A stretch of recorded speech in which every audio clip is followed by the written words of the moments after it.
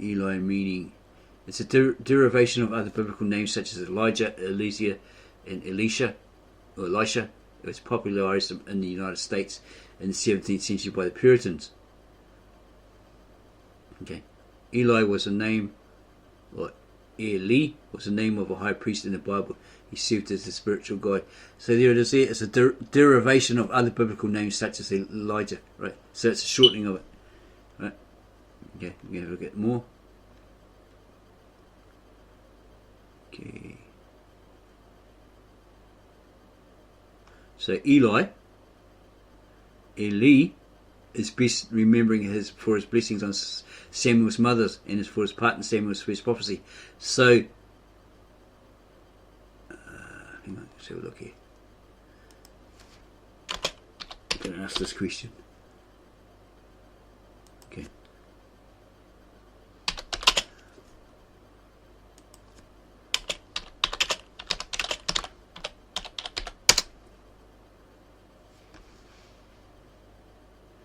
Is Eli God in the Hebrew? The Greek name Eli is a transliteration of the Hebrew word, okay, which comes from the word or name El. And El is either a proper divine name that became applied for the living God, or else the abbreviated form of the word or name Elohim, also denoting the living God, accepted from aberrant publication biblical. That's what they're saying, right? So it's the word El. Okay, if you Google the word El, you will find that it is a Canaanite god. Okay, when Abraham went into Canaan, right? The Canaanites were still there.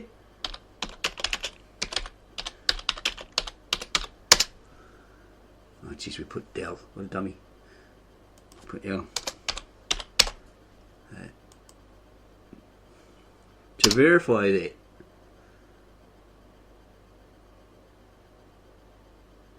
L also, okay, we're going to open it up here. It's a deity. Yeah, here we go. Oh jeez, why are we so slow? Maybe we need something to eat. Oh my gosh, what the hell's going on here?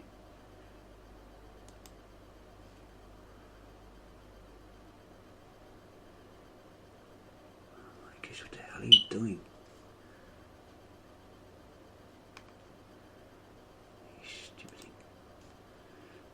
Okay.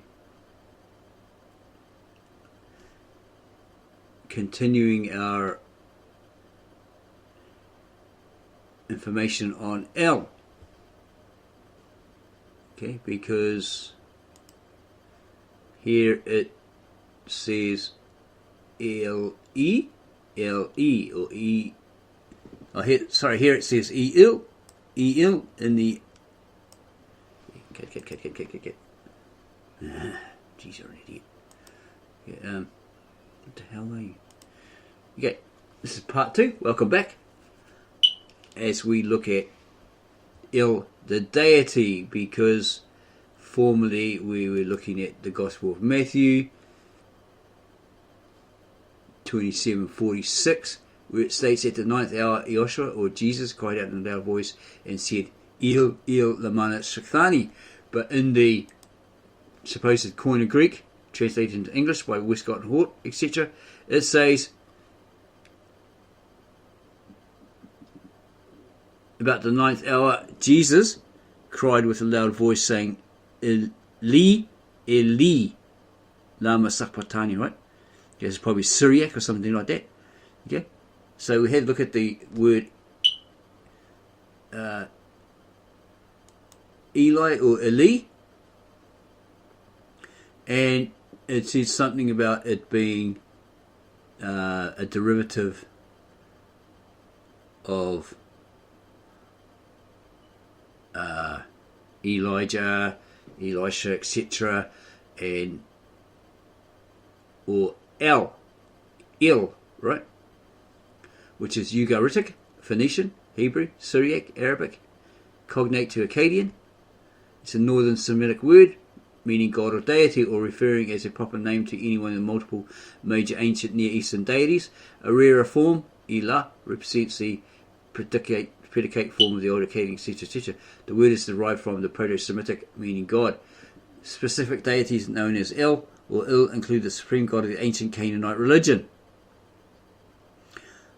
a group of ancient Semitic religions practiced by the Canaanites living in the ancient Levant from at least the early Bronze Age through the first centuries AD. Canaanite religion was polytheistic, and so forth. And he was the supreme god of East Semitic speakers.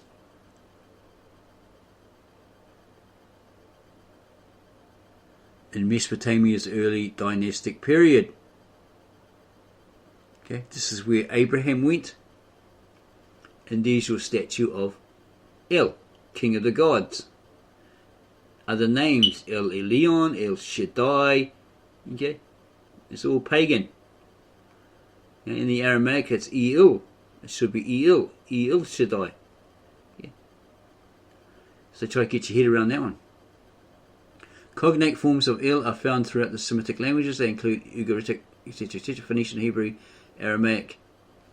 In Northwest Semitic use, El was a generic word for any god, as well as a special name or title of a particular god who was distinguished from other gods as being the god. El is listed as the head of many pantheons. In some Canaanite and Ugaritic sources, El played a role as father of the gods of creation or both. However, because the word El is sometimes refers to a god other than the great god El, it is frequently ambiguous as to whether El followed by another name means the great god El with a particular epithet applied or refers to another god entirely. For example, in the Ugaritic text, El Mik is understood to mean El the king, but El Hid is the god Hadad. Okay, but they need some sort of citation here apparently to verify if that's actually true. Hadad was a storm and rain god in the Canaanite and ancient Mesopotamian religions. He was attested in Ebla as Hadad in around 2500 BC. From the Levant, Hadad was introduced by the Mesopotamians to Mesopotamia by the Amorites, yeah, and so forth. Okay, Semitic root in Arabic, etc., etc. Allah. Arabic Ilah, Aramaic Allah, Ilah, Hebrew Al, or Ah, Hello, Ah, maybe, etc., etc. Meaning gods, etc., etc. Elohim, powers. Has it got an E there? Yeah, Elohim, meaning gods. Okay? So your Elohim Hebrew word means gods, supposedly according to this. Yeah. Powers in the Hebrew text and so forth, so forth. However, the documentary hypothesis is one of the models used by biblical scholars to explain the origins and composition of Torah. A version of the documentary hypothesis, frequently identified by the German scholar Julius Wellhausen, developed originally in the 1870s, identifies these at different authors. The Yahwist, what's a Yahwist or Jahwist, often abbreviated J, is one of the most widely recognized sources of the Pentateuch Torah, together with the Deuteronomist, the priestly source, and the Elohist. The existence of the Jahwist is somewhat controversial. Yeah, that's in the Book of Q, where they say there was like 4 scribes, and they had these names in the margins, E, J, Y, P, meaning the Yahwist, priest or evangelist, Elohist, that's it, sorry, yeah. See? So yeah, it's in the Book of Q. So maybe one writes for a certain time, and then he's put his name and date or whatever, what he is, J, Jahwist, in the margin, right? And then another one comes along, takes over, and he does his bit, and he puts his initial in the margin, Yahwist, name and date, whatever. You have to read the Book of Q by the Friends of Jesus Society to understand that. Okay.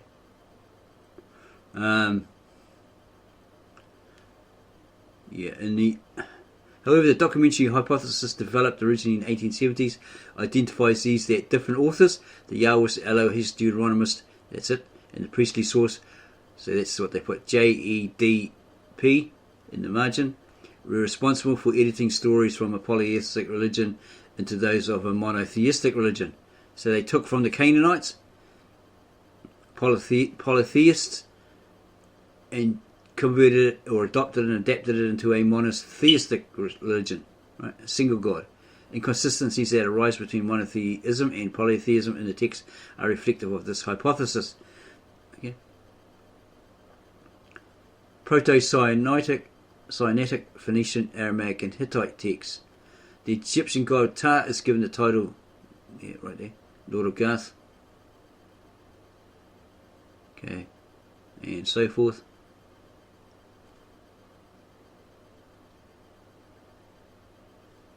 In an inscription in the Proto-Sinaitic script, William F. Albright, who is this guy? An American archaeologist, biblical scholar, philologist and expert on ceramics. It's the old pottery, etc., right? Transcribed the phrase LDLM, which he translated as the appellation El, God of Eternity. The name Raphael or Raphael, meaning God has healed, in Ugarit, is attested to in approximately 1350 BC in one of the Armana layers. Okay, it's found in Egypt, right? Written on clay tablets. The Armana letters written on clay tablets, consisting of diplomatic correspondences between the Egyptian administration and its representatives in Canaan and Amuru, or neighbouring kingdom leaders. Okay, so they had some sort of relationship with them, the Canaanites. Found it in Tel El Hesse, wherever that is. From the ruler of Lachish, ancient Canaanite Israelite city, to the Great One, a Phoenician inscribed amulet of the 7th century BCE, the Aslan Tash amulets, may refer to El. The text was translated by Rosenthal, 1969, page 658, as follows. Okay, these are Syrian.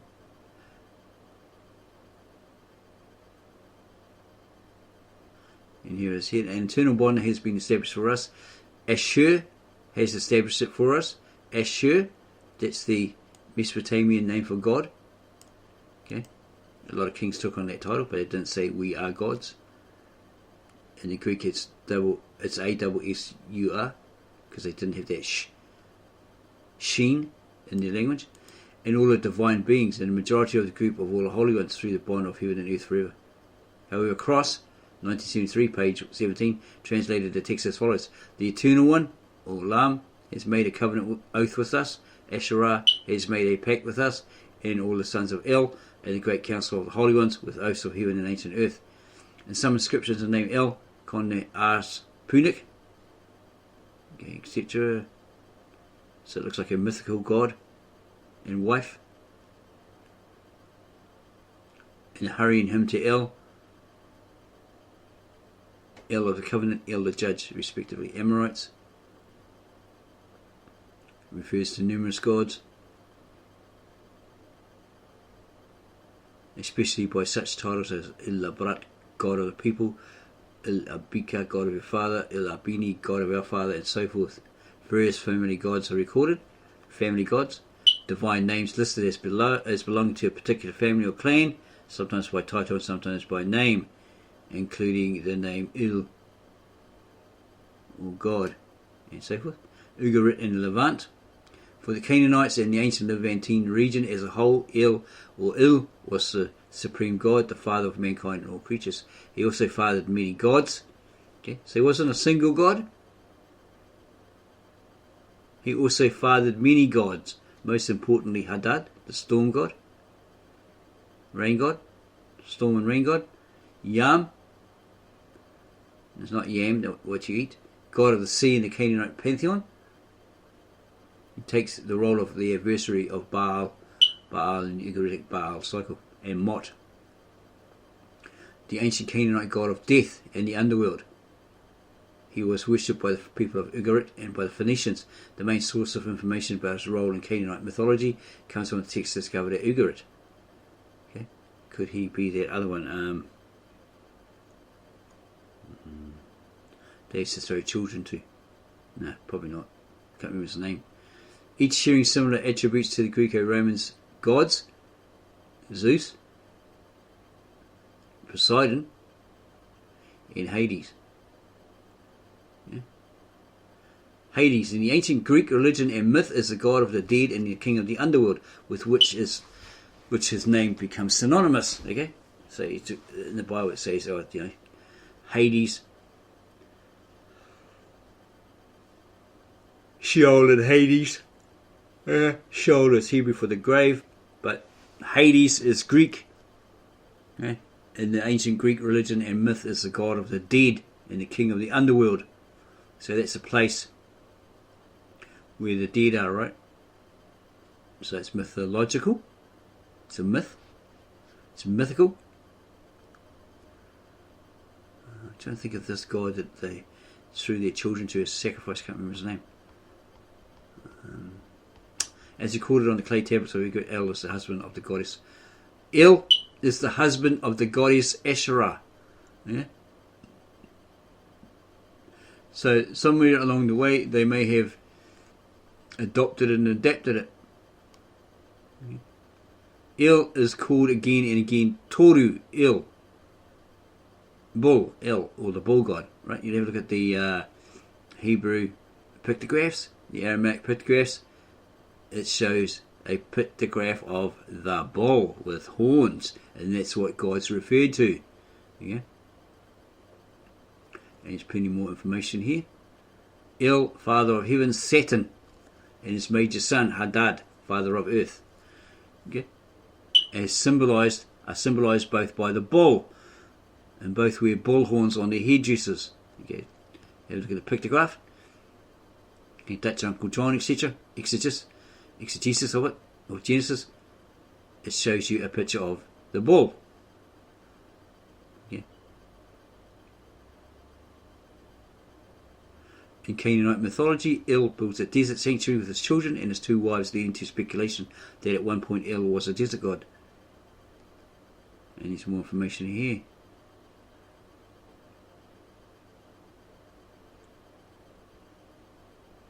In the Ugaritic Baal cycle, El is introduced dwelling on or in Mount Lel. Lel possibly meaning night, at the fountains of the two rivers, at the spring of the two deeps. He dwells in a tent, according to some interpretations of the text, which may explain why he had no temple in Ugarit. Okay? So looking at those pictographs, it states, Dutch Uncle John states that he is the owner of the tent, the keeper of the tent. Okay, and his son, the Christ, is the guardian of the tent or something like that. Yeah, so that's where it's all stemming from, possibly. Okay, you go check it out.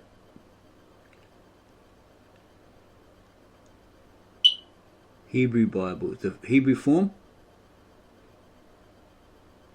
appears in Latin letters and Standard Hebrew.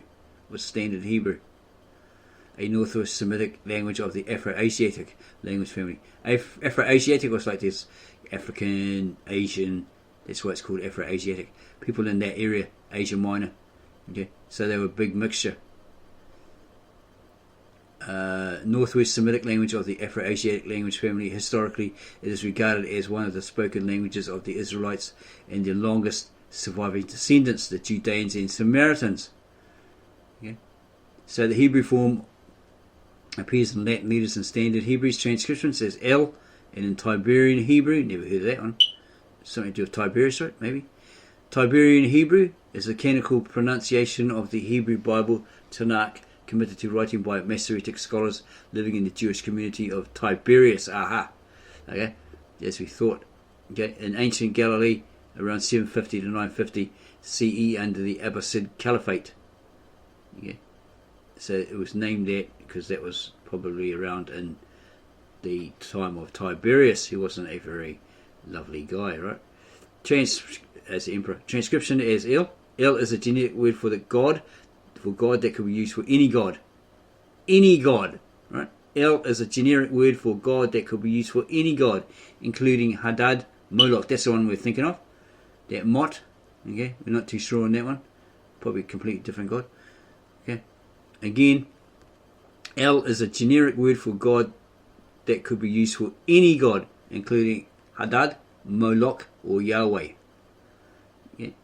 The national god of ancient Israel and Judah. The origins of his worship reach at least to the early Iron Age and likely to the late Bronze Age, if not somewhat earlier. In the oldest biblical literature, he possessed attributes. Okay. It says typically ascribed to so-and-so.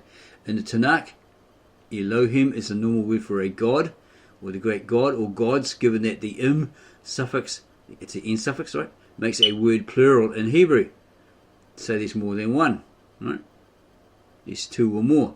But the form El also appears mostly in poetic passages and in the patriarchal narratives attributed to the priestly source. Okay. DJP of the Pentateuch, of the documentary hypothesis. Remember that one? Yeah. E, P, D, J, Y, etc. Yahwist, etc. It occurs 217 times in the Masoretic text. Authoritative Hebrew and Aramaic texts of the 24 books of the Hebrew Bible Tanakh. In Rabbinic Judaism, the Masoretic text defines the Jewish canon in its precise letter text with its vocalization and accentuations. Okay, so it's all to do with the Jewish canon. Yeah, the Masoretic text. 73 times in the Psalms and 55 times in the book of Job. In other ways, mostly in poetic passages or passages written in elevated prose, and so forth. The theological position of the Tanakh is that the names El and Elohim when used in the singular, to mean the supreme God. Yeah. So here's the plural here. There's the singular. Yeah. So that would be God of gods, wouldn't it? Okay. So when used in the singular to mean the supreme God, refer to Yahweh, besides whom other gods are supposed to be either non-existent or insignificant. Okay. Whether this was a long-standing belief or a relatively new one has long been a subject of inconclusive scholarly debate about the prehistory of the sources of the Tanakh and about the prehistory of Israelite religion. In the P strand, Exodus 6:3 may be translated, I revealed myself to Abraham, to Isaac, and to Jacob as El Shaddai, which is just Shaddai. El Shaddai or just Shaddai is one of the names of the God of Israel. El Shaddai is conveniently translated into English as God Almighty, but its original meaning is unclear. Well, we can fix it up for you. This is El, the Canaanite God. Shaddai, this is scribed or scripted wrong. Okay, it should be El, E-I-L, Shaddai, but was not known to them by his name, Yahweh. Okay, this is coming from there. Jewish Hebrew text, probably the Hebrew Bible. However, it is said in Genesis 14:28, 18-20, that Abraham accepted the blessing of El when Melchizedek, or Melchizedek, was the king of Salem and priest of El Elyon. See, that should also be El as well, not El, Elyon. He is first mentioned in Genesis 14:18-20, where he brings out bread and wine, then blesses Abraham. Okay, he was a high priest, the king of Salem and high priest of its deity El Elyon.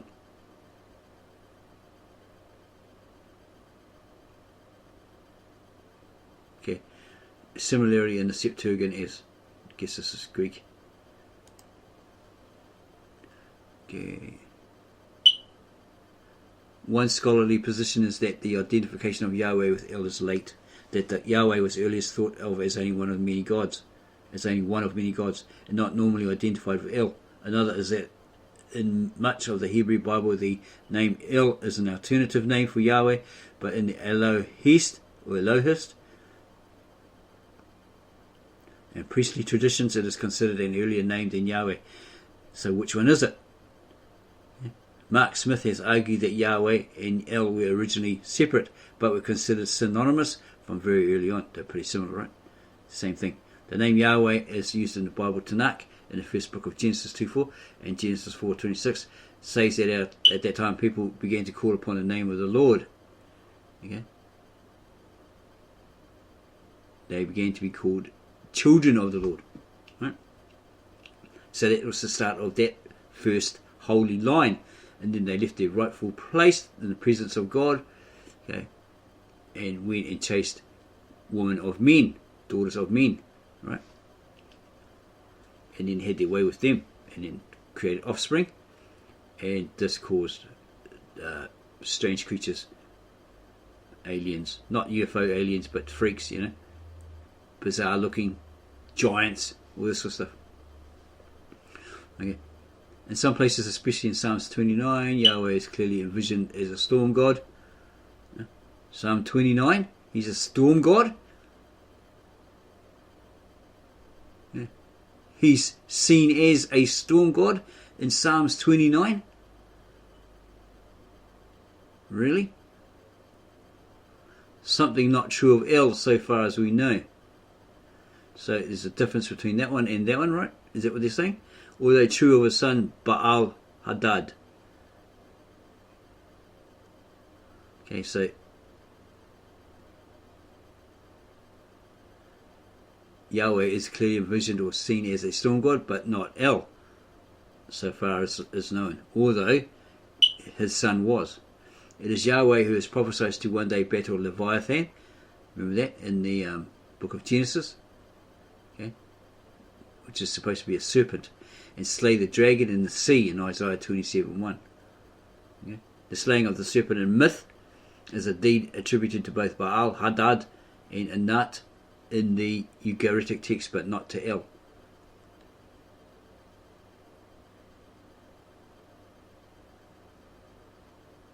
See, so maybe along the way somewhere they've adapted it, they've changed things. It almost, according to the Oxford Companion to World Mythology, it seems almost certain that the God of the Jews evolved gradually from the Canaanite El. There you go. It seemed almost certain that the God of the Jews evolved gradually over time from the Canaanite El, who was in all likelihood the God of Abraham. Okay? So that more or less verifies what we were saying earlier, that there's a Canaanite god called El. Abraham's in that land and he's adopted it, right? He's adopted El as his god.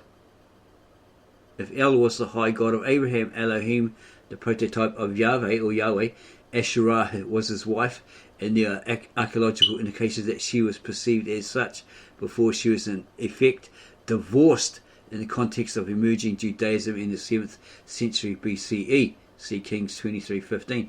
So, to push a monotheistic one God, they had to get rid of this. Yeah? The wife, Asherah. They had to drop her altogether, or, part ways, or divorce her from that Godhead, that ring, right? The apparent plural form Elim or Elim gods occurs only 4 times in the Tanakh. Psalms 29, understood as an enthronement psalm, begins a psalm of David, ascribed to Yahweh, sons of gods, B'nai Elim, ascribed to Yahweh, glory and strength. Psalm 89:6, verse 7 in Hebrew has, for who in the skies compares to Yahweh? Who can be likened to Yahweh among the sons of God? B'nai Elim. I thought they would say, these Jews would say, oh, that's God, that's a name you can't utter, it's too holy, etc., etc. to do that would be blasphemy, so they say instead Hashem, or they put God but with a G, then a gap, and then a D. Okay. You need some more information here.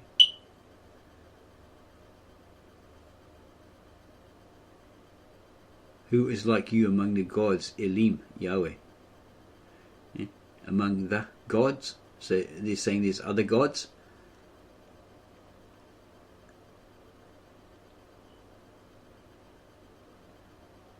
The God of gods.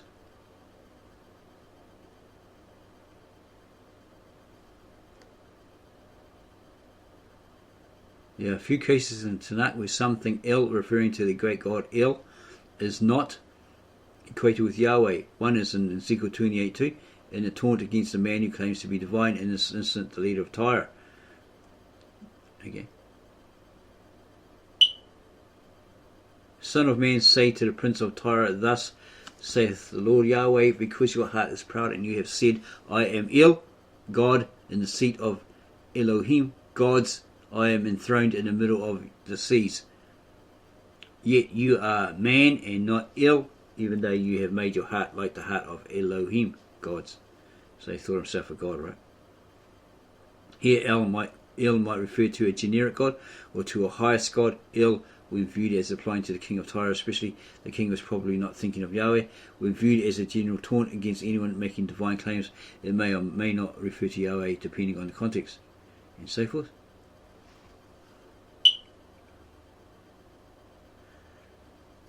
Elohim, God, stands in the council of El. He judges among the gods Elohim. This could mean that Yahweh judges along with many other gods as one of the council of the high god El. However, it can also mean that Yahweh stands in the divine council, generally known as the council of El, as El judging among the other members of the council. The following verses in which the God condemns those whom he says were previously named gods, Elohim, and sons of the Most High, suggest that God here is in fact El, judging the lesser gods. An archaic phrase appears in Isaiah 14:13. Stars of God, referring to the circumpolar stars that never set, possibly especially to the 7 stars of Ursa Major, constellation in the northern sky. The phrase always occurs in the Perigi inscription, or Perigi tablets, with a bilingual Phoenician Etruscan dedicatory text discovered in 1964. Yeah. And so forth.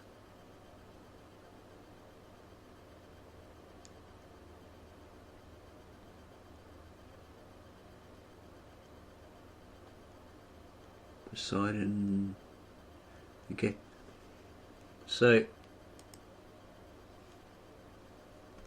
there you have it. The true name of God is El, and also he said in Exodus to Moses, when Moses asked, okay, I'm going to the people and you're going to ask me, what is your name? Because God told him, you go tell them that God of your ancestors, Abraham, Isaac, etc., has sent you. So he says, yeah, it's all good. But the people will probably ask, what's your name? What's his name? So he says, you tell those people, the house of Israel, in Egypt in bondage, that tell them this name, right? Ahiyah, Ashur, A-S-H-U-R, not E-R. Hiyeh, H-I-Y-E-H, which has a long meaning to it. The one, the coming, who is coming, the one who is coming, etc., etc. We've already done a video on that. Yeah. So that's what he told him. He told Moses to tell them, right? And he says, you shall make, because he would come back after he freed them, and then he would worship God on that particular mountain that God was talking to him from, right? And that shall be the name that they shall use for all, to the end of the ages, right? That's the name that they will use in their memorial of memorials, or the commemorative memorials, right? In this remembrance of him, etc., etc. He who freed them from the bondage of Egypt, and all that sort of stuff, right? So that's what he said. That's what their name will be. His name will be to them, that they'll use until the end of time. As with the Sabbath was created, well, for man. But these Jews had it first, were given a commandment first in the desert regions through Moses, and it was for them to keep forever, according to that scripture. But somewhere along the way, Romanized Christianity, or Christianity adopted that practice, okay, and say everyone has to do that today, especially the Seventh-day Adventists and so forth. But they say, oh, you have to do it on a Saturday. They refer to the Roman Catholic calendar, modern calendar that they have today, to determine their Sabbaths, okay, which they could be actually we can prove that they're incorrect, or verify that they're incorrect, which you may do at a later time, a video around that. We probably already have, but we'll probably do one better and deeper. Okay, so we hope that you enjoyed this video, that it wasn't too confusing, that it's given you some sort of insight, or a lot of insight, okay, into the difference between the so-called translation of the original Koine Greek into English, where we've verified that they've used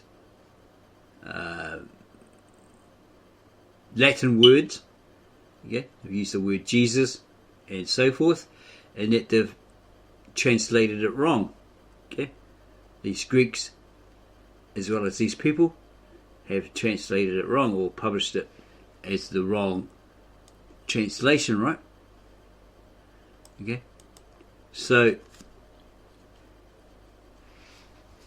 can these be trusted in the sense that, okay, it's telling you this is what Christ uttered on the cross, we didn't, this is the truth, because we translated it and this is what it says when it doesn't, etc. So it's all over to you to make up your mind. Which are you going to follow? Are you going to follow the one that we're presenting you, the original ancient Galilean-Aramaic? It's not a modern derivative, okay, it's very different from the Galilean-Aramaic spoken today, if it's used or spoken at all, and the Syriac. In other words, if there's a modern derivative like that, and the Syriac in the modern Greek, or Latinized form of Greek, and the modern Hebrew, Israeli Hebrew. Yeah, see, that's the difference you got to realize. So you got to make a choice between the original ancient, very old manuscripts in the language, or Old Tongue, translated into English by native-born Aramaic-speaking translator Victor N. Alexander, or your modern Americanized English Bible versions. Okay, it's not always your fault, because you're taught through your churches, your pastors, your reverends, etc., theologians, that this is what it says, this is what Jesus said, etc., etc. So you think, oh yeah, you take it on board, it's pumped in your head Sunday after Sunday after Sunday, or Saturday after Saturday after Saturday, right, throughout your life. It's embedded into your conscience, and you're told constantly, this is what it means, this is what it says, this is what it means, over and over and over and over and over again, right? So yeah, so it gets put in the back of your mind, and like a parrot, you recall whatever you've been told, right? told to parrot or taught to parrot. Okay, and they'll tell you, oh, you're not allowed to think for yourself. No, you're not allowed to think. Don't think. Who are you? You're a Christian on the milk, right? We're the mature ones, eating the real meat and all this sort of stuff, all this sort of stuff, right? Even if if you're looking at it too deep, even if you find it's like, completely wrong or lies, still believe it anyway. That sort of stuff, right? They're playing with your mind, they're manipulating your mind, controlling you because you're a potential dollar going into the plate, right? That's why you have those prosperity churches. They're out to get rich. They're using the word of God in vain so they can profit from everybody. A few dollars here, a few $100 here, a few $1,000, or more from here. And it's like Scientology in the godly form, right? Same sort of deal. They're ripping people off as well. Okay, especially celebrities, those who've got a lot of money. Okay, so we're going to leave it at that.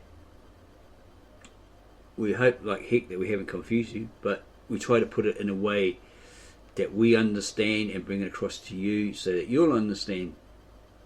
Okay? If this is the original Koine Greek, then it should be similar or like what's found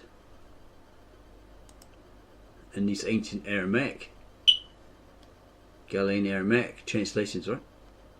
Because as he says, and as we found online, that it's akin, it's similar to that one, right?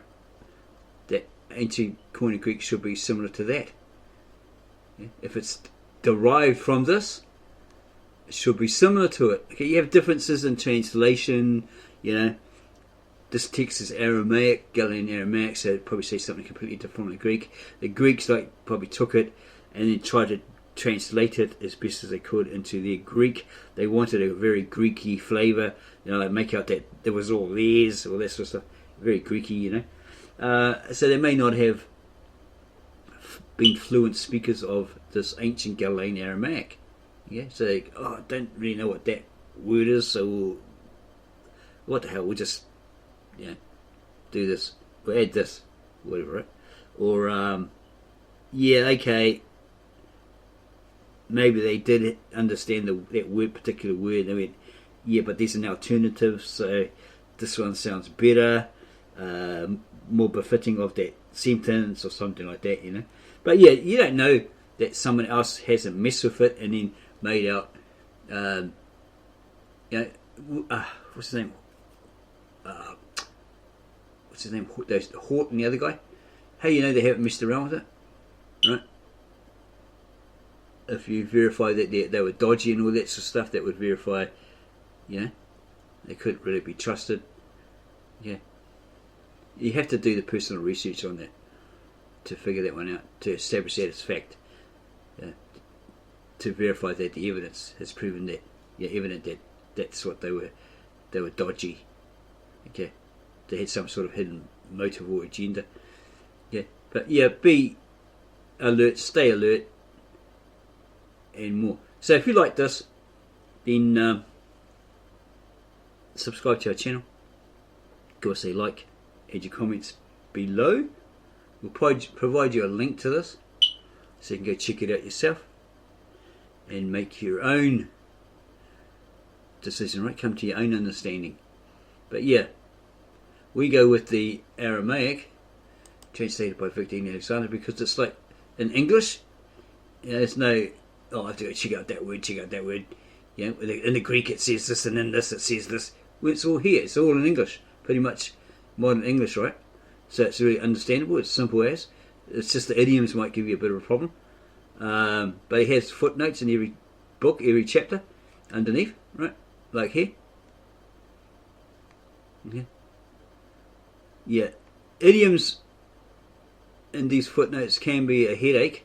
It can confuse you, because sometimes the translator puts it in exactly what it says, without a grammatical correction or a proper grammatical sentence restructuring, all that sort of stuff, right? because that's how it is in that language, you know. See, this is Eastern mindset coming from the Eastern scribes, etc., or the Eastern writers, right? Whoever wrote it down and then handed it on, okay? Who copied it by hand. Again, 14 generations, counting Joseph's generation and Eos's generation, which is a generation of the disciples as well. So that's a confusing thing there, isn't it? But this is coming from a person who has an Eastern mindset, that's lived in that environment, raised in that environment, etc., etc. It's not coming from some professor who's a non-Jew or non-Mesopotamian or whatever, that's gone to a seminary or a Bible college or something like that and earned his stripes, right? Okay. This guy was born into that environment. That makes a massive difference. Okay, so again, we're going to leave it here before we spend another hour trying to explain it all to you. Yeah, so subscribe to our channel, give us a like, add your comments down below, and share this video and our channel with your family, friends, neighbours, Christian friends, Jewish friends, Islamic friends, etc.